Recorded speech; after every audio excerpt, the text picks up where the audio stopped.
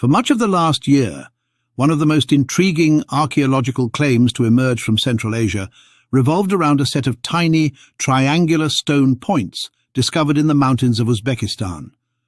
When the discovery was first discussed in 2025, the interpretation seemed almost revolutionary. These fragile points, discovered at the Obi-Rakhmat rock shelter and dated to roughly 80,000 years ago, appeared to be arrowheads. Because they were found in layers associated with a Neanderthal child and a Middle Paleolithic cultural context, many observers concluded that Neanderthals themselves might have invented or used bow and arrow technology tens of thousands of years earlier than anyone had imagined. For a moment, it looked as if one of the most iconic technological markers of Homo sapiens, the long-distance projectile weapon, had to be shared with our Ice Age cousins. But archaeology has a way of rewriting its own stories. As French and Russian researchers examined the microscopic damage patterns, the ballistic properties of the points, and the broader cultural context of the tools more closely, the narrative began to shift. What initially appeared to be evidence for Neanderthal archery increasingly pointed in another direction.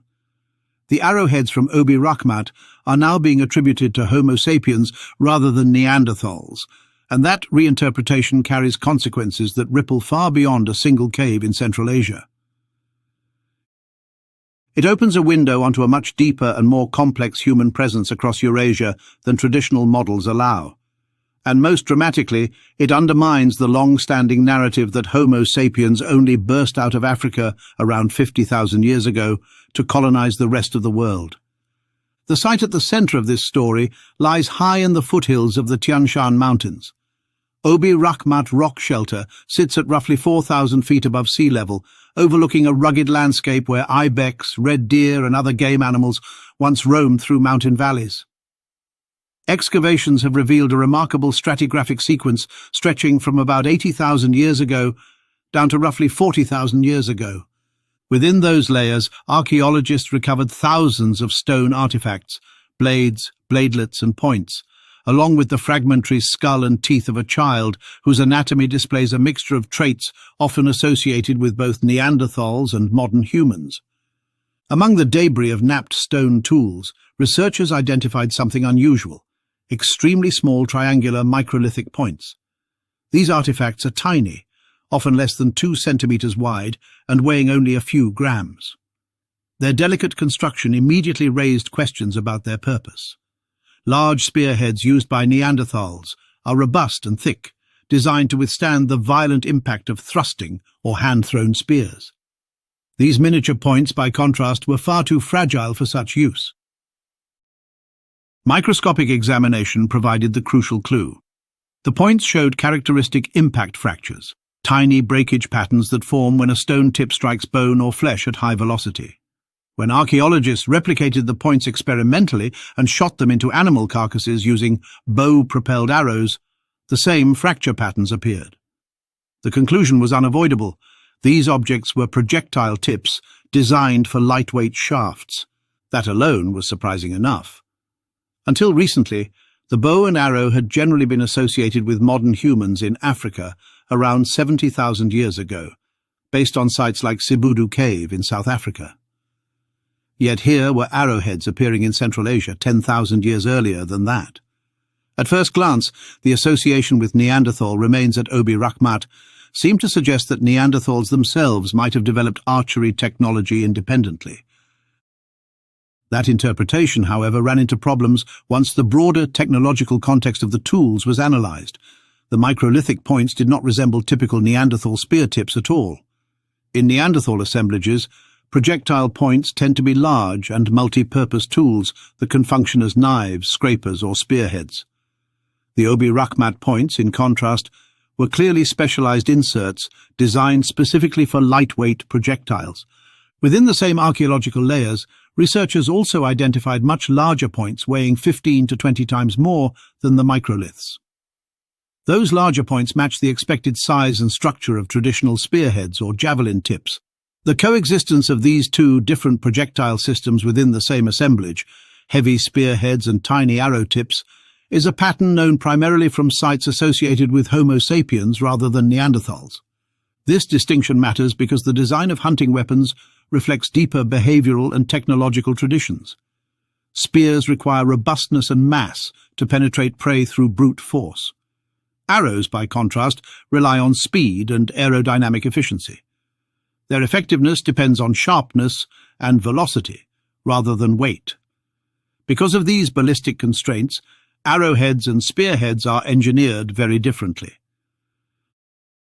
The microlithic points from Obi-Rakhmat clearly belong to the latter category. Their size and shape correspond closely to ethnographically documented arrowheads used with low-poundage bows. Their cutting edges match the diameter of arrow shafts used in traditional archery systems. And their fragile construction makes sense only if they were propelled at high speed from a mechanical device such as a bow. This technological signature is what ultimately shifted the interpretation. The pattern of specialized projectile inserts found at Ob-Rakhmat is characteristic of Homo sapiens sites elsewhere in the world. In South Africa, similar microlithic weapon components appear in contexts older than 77,000 years. By contrast, the Neanderthal record contains very few examples of such lightweight projectile technologies. Once this comparison was made, the earlier interpretation began to unravel. The arrowheads from Obi-Rakhmat are now understood not as evidence that Neanderthals invented archery, but as evidence that Homo sapiens were present in Central Asia 80,000 years ago. That realization changes the meaning of the entire site. Instead of representing a Neanderthal technological breakthrough, Obi-Rakhmat becomes a snapshot of interaction between populations, possibly including early modern humans, Neanderthals, and hybrid groups. The child found in the cave provides a hint of this complexity. The skull fragments show a rounded cranial vault resembling modern humans, while the teeth display classic Neanderthal traits such as shovel-shaped incisors and complex molars. This mosaic anatomy suggests the possibility of interbreeding between populations living in the region. Central Asia may therefore have been a frontier where different human groups met, exchanged technologies, and sometimes formed mixed communities. In such a scenario, the presence of arrowheads reflects the cultural influence of Homo sapiens rather than an independent Neanderthal innovation.